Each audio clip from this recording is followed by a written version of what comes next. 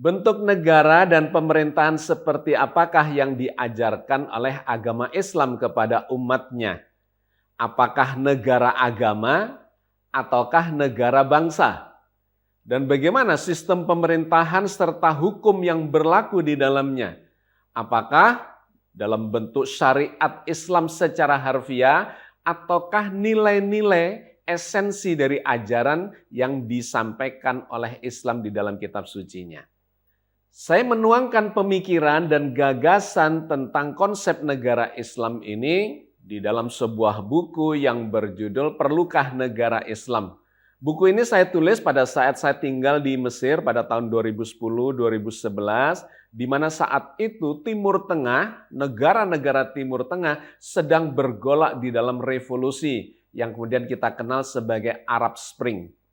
Mesir termasuk yang mengalami revolusi itu. Dan kemudian rakyatnya melakukan gerakan people power yang menjatuhkan pemerintahannya dan kemudian Presiden Hosni Mubarak pun dilengserkan. Buku ini pernah saya presentasikan di Mabes Polri atas undangan Kepala Badan Intelijen dan Keamanan yaitu Komjen Lutfi Lubihanto dan kemudian dihadiri oleh Kapolri Jenderal Tito Karnavian. Hari ini kita akan mencuplikkan sebagian dari isi buku itu di dalam program Perspektif episode 154. Sahabat sekalian, perdebatan terkait dengan konsep negara Islam ini memang menjadi perdebatan yang seru, bukan hanya di tingkat lokal atau regional, bahkan di tingkat global. Di mana Islam ini memberikan satu catatan sejarah sebagai satu umat yang pernah menjadi kiblat peradaban dunia, khususnya di dalam bidang politik atau kekuasaan, kenegaraan, dan pemerintahan dalam bentuk khilafah. Tetapi bentuk khilafah itu kan kemudian runtuh setelah 700 tahun bertahan di dalam bentuk kekhilafahan atau kekhalifahan yang menguasai hampir sepertiga wilayah dunia. Nah, semenjak itulah ketika kekhalifahan ini runtuh, kemudian muncullah debat atau diskusi-diskusi terkait dengan sebenarnya bentuk pemerintahan, bentuk negara yang diajarkan oleh Islam itu seperti apa. Dan itu kemudian bergema sampai di era modern ini, di era milenial ini bahkan menjadi kajian-kajian yang menarik dan kemudian memunculkan model-model pemerintahan Islam atau negara Islam dan pemerintahan Islam yang berbeda-beda. Dan kemudian menjadi satu kajian yang menarik, sebenarnya yang disebut sebagai negara Islam itu yang seperti apa. Dan apakah Rasulullah pernah mencontohkan secara konkret bentuk dari negara Islam dan pemerintahan Islam itu. Di era modern ini kita sebetulnya bisa melihat wujud dari model-model pemerintahan dan negara Islam itu.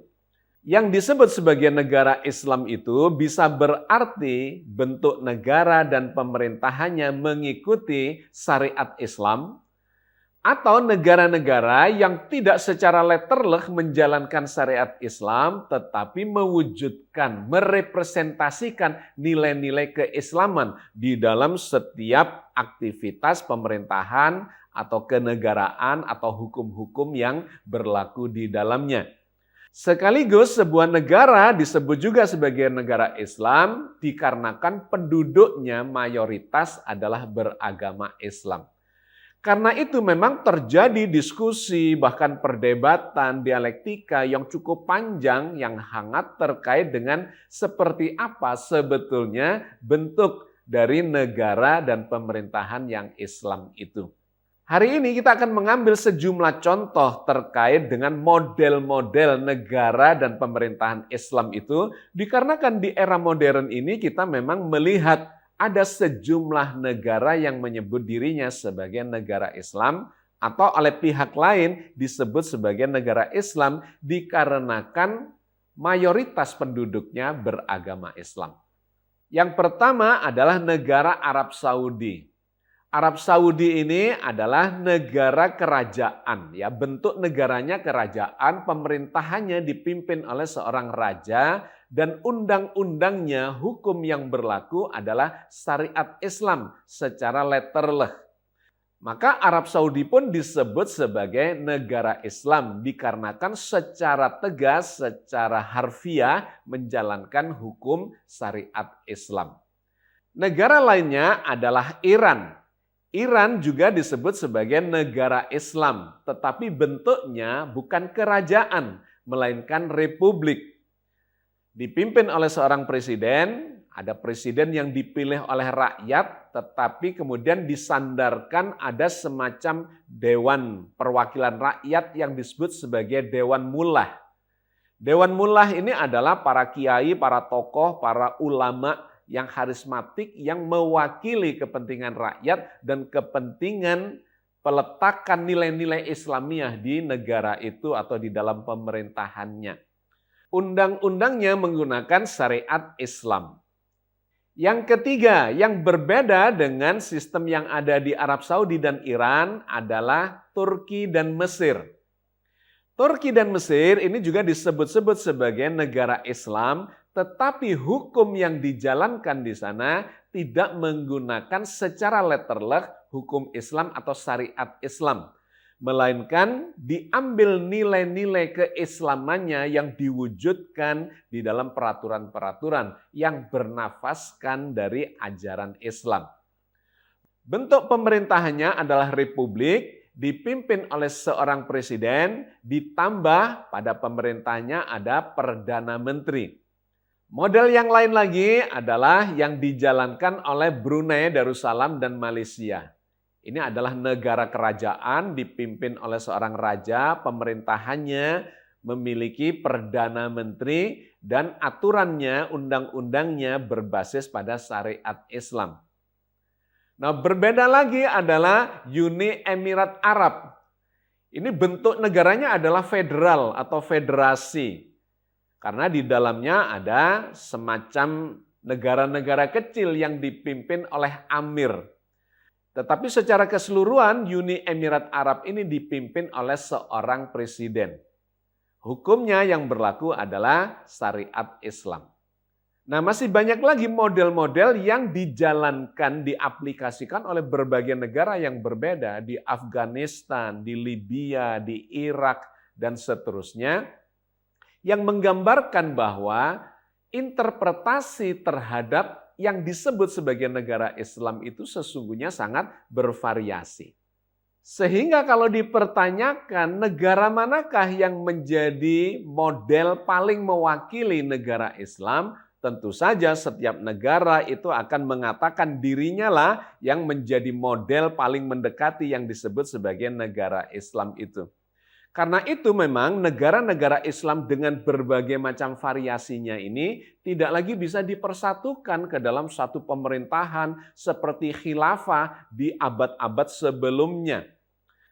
Sekarang yang dilakukan adalah membangun kerjasama di antara negara-negara yang disebut sebagai negara Islam dikarenakan menjalankan syariat Islam ataupun dikarenakan negara itu memiliki jumlah penduduk yang beragama Islam sangat besar.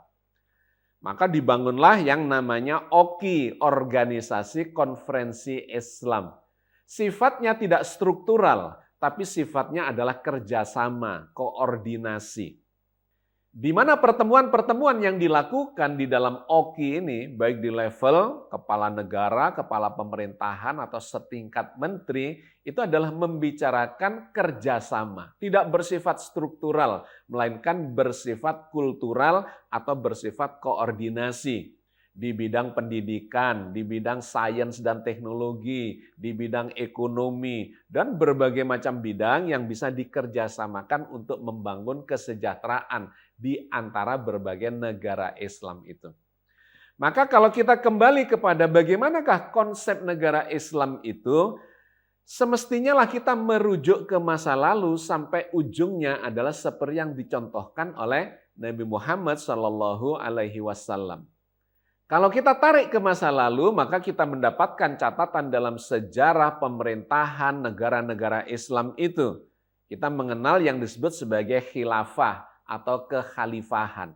Yang paling dekat dengan kita atau paling akhir dari rentetan kekhalifahan itu adalah dinasti Abbasiyah. Di mana dinasti Abbasiyah ini menguasai hampir sepertiga dunia. 3 benua, Asia, sebagian Afrika, dan sebagian Eropa. Kekuasaannya yang luas dan kemudian kemajuan di segala bidang itu menjadikan kekhalifahan ini sangat kuat di zamannya. Dia memerintah selama kurang lebih 500 tahun. Mulai dari tahun 750 Masehi sampai tahun 1258 ketika mengalami keruntuhan karena diserbu oleh pasukan Mongolia. Tetapi poin penting yang perlu disampaikan di sini, apakah dinasti Abbasiyah, kekhalifahan Abbasiyah ini mewakili apa yang disebut sebagai pemerintahan Islam itu? Karena ternyata meskipun ini memberikan satu dorongan yang cukup besar, bahkan sangat besar untuk menciptakan umat yang kualitasnya sangat tinggi dan menjadi kiblat dari peradaban dunia pada waktu itu, dikarenakan di zamannya Bani Abbasiyah ini berkembanglah kekuatan-kekuatan peradaban yang sangat besar. Secara militer sangat kuat, secara ekonomi juga sangat kuat, secara sains atau ilmu pengetahuan dan teknologi juga sedemikian majunya, bahkan meletakkan dasar-dasar ilmu pengetahuan modern di bidang kedokteran, di bidang matematika atau aljabar pada waktu itu sebutannya, atau di bidang fisika, kimia, astronomi atau ilmu falak dan sebagainya, itu luar biasa perkembangannya pada saat itu. Tetapi kalau yang dipertanyakan apakah ini mewakili model dari negara Islam, maka kita menemukan bahwa sistem dinasti yang diterapkan di Bani Abbasiyah itu sesungguhnya tidak diajarkan oleh Rasulullah.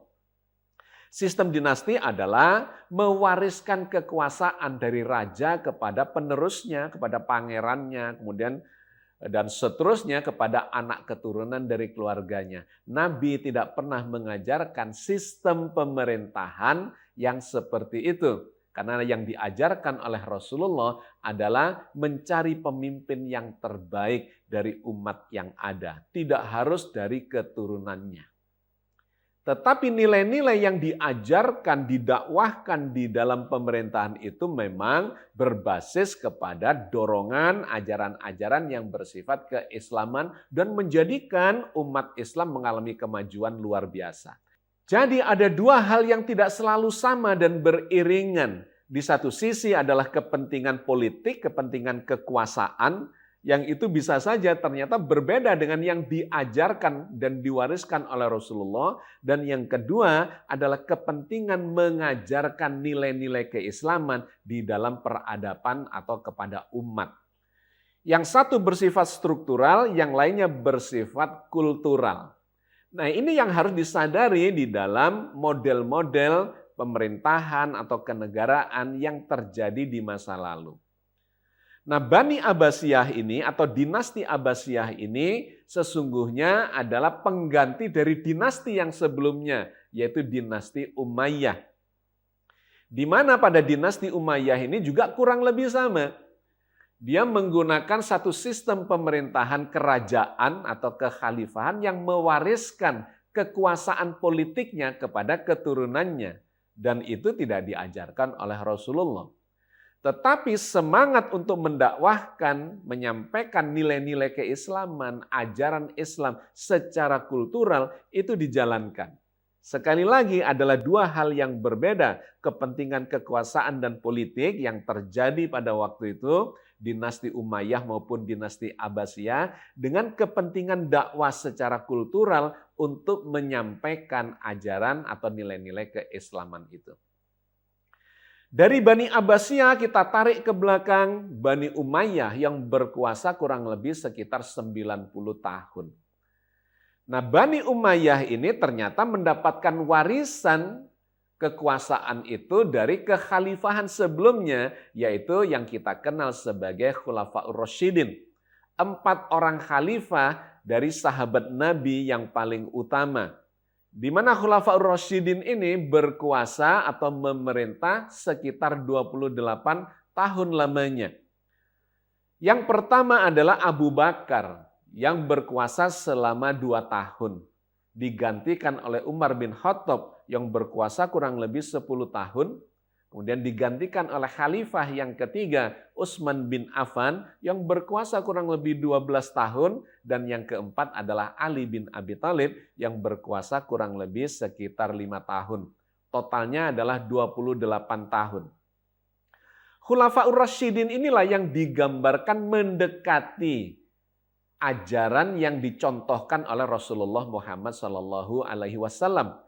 Dikarenakan khalifah pertama yang menerima tongkat kepemimpinan dari Rasulullah adalah Abu Bakar yang bukan keturunan dari Nabi, bukan keturunan Rasulullah. Dia adalah sahabat terdekatnya yang mendampingi ketika hijrah dan kemudian sangat memahami karakter budi pekerti, akhlak mulia dari Rasulullah dengan seluruh ajaran yang diwahyukan kepada beliau. Abu Bakar itulah yang dipilih sebagai pengganti Rasulullah. Pengganti keduanya, Umar bin Khattab juga bukan keturunan Rasulullah, melainkan sahabat yang memiliki kualitas tinggi, sangat dekat dengan Rasulullah dan dianggap sebagai orang yang paling layak secara kualitas untuk menjadi pemimpin umat. Yang ketiga adalah Utsman bin Affan yang juga bukan keturunan dari Rasulullah. Terpilih sebagai khalifah yang ketiga. Nah, barulah yang keempat, Ali bin Abi Thalib, itulah yang sepupu dari Rasulullah karena beliau adalah putra dari pamannya Rasulullah, yaitu Abu Thalib. Poin pentingnya secara pemerintahan, secara kekuasaan politik, itulah yang diajarkan oleh Rasulullah untuk membangun sebuah negara, sebuah pemerintahan. Jadi secara struktural, secara politis, itulah sebetulnya yang diajarkan atau mewakili ajaran Islam. Dan yang kedua tentu saja secara kultural menyampaikan, mengajarkan nilai-nilai keislaman di dalam kehidupan dan peradaban. Nah, kalau kita tarik lagi mundur ke belakang, ujungnya tentu saja pada Rasulullah Muhammad SAW yang berkuasa atau memimpin pemerintahannya di Madinah selama 10 tahun. Inilah sesungguhnya model yang paling mewakili ajaran Islam karena beliau adalah Rasul yang kemudian sekaligus menjadi kepala negara, membangun negara dan pemerintahan. Nah, apakah yang dibangun beliau ini adalah negara bangsa ataukah negara agama?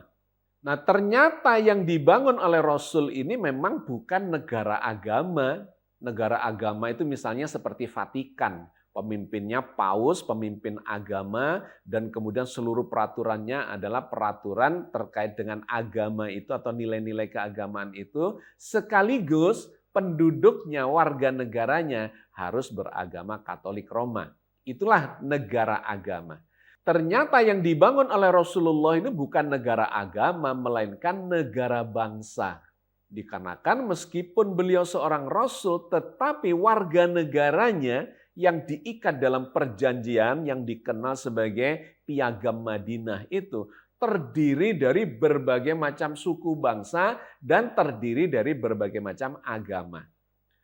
Piagam Madinah inilah yang dijadikan sebagai perjanjian pemerintahan atau kesepakatan membangun negara dan pemerintahan dengan masyarakat yang ada di Madinah waktu itu dan kemudian nantinya berkembang sampai ke seluruh Jazirah Arabia. Salah satu bukti bahwa ini adalah negara bangsa bukan negara agama adalah butir-butir atau pasal-pasal yang ada di dalam Piagam Madinah itu. Misalnya yang terdapat di dalam pasal 25 yang bunyinya sebagai berikut. Kaum Yahudi Banu Auf adalah satu umat dengan kaum mukminin. Bagi kaum Yahudi agama mereka dan bagi kaum muslimin agama mereka. Kebebasan ini berlaku juga bagi sekutu-sekutu dan diri mereka sendiri. Kecuali bagi yang zalim dan jahat, hal demikian akan merugikan diri dan keluarganya.